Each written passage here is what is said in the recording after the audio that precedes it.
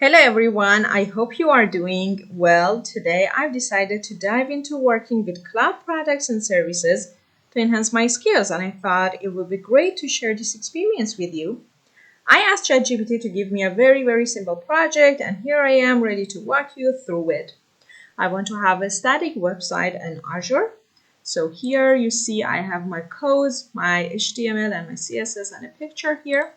So first I should make a storage account. Create. Okay, let's call it my storage account. No space in between, okay?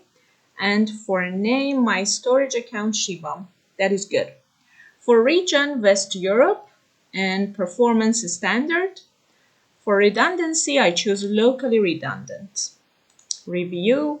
So subscription 1, correct. Resource group, my storage account, good. Location West Europe, storage account name, my storage account Shiba, good. Performance standard and replication locally redundant, correct. And I choose create. It will actually take a while.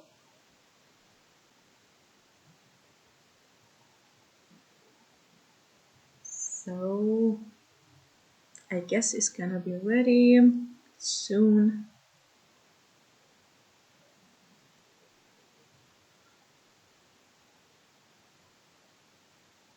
Okay, good.